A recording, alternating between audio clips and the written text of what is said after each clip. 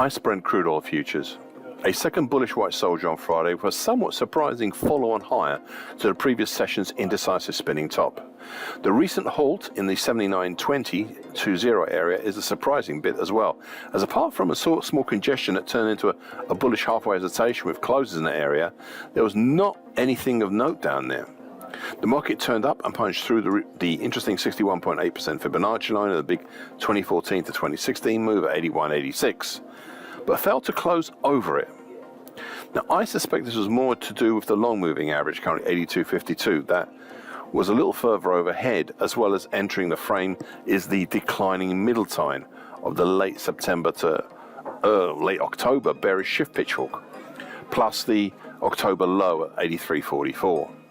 Now, overall, I would still consider looking at the action since the peak of September today as a possible 3-gap move lower, with an initial gap in late September, then a continuation gap at the end of October that's been filled in, and now the possibility of an exhaustion gap below in the offing, potentially somewhere in the 78 even area.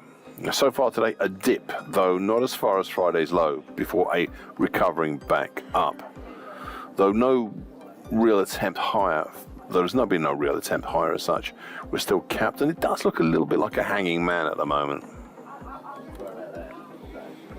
Spot gold. An immediate countering bearish engulfing pattern on Friday, if only just, after the previous session's bullish harami. The market was capped by the 2021 high at 1959 with the November 2020 high at 90.65, just above and no doubt aiding it. But the fall was halted by the rising long moving average below, currently at 1935. Now, this long moving average is part of a three-piece set comprising the long moving average, the medium moving average just below, which is currently at 1927, and a short medium moving average just below that, currently at 1924. Overall, the action since about August has been a diving board pattern. This pattern has been inherently bullish, but it seems to have reached its peak at the end of October. However, it does not stop the possibility that we might dip and then for another bullish pattern of some form.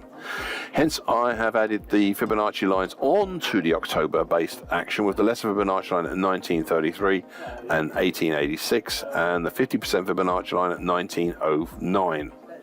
Now, so far today, a dip below the 50% Fibonacci line down to the very recent lesser, as well, 38.2% Fibonacci line at 1933, before a move back up over the long moving average, and right now looking like an indecisive doji cross.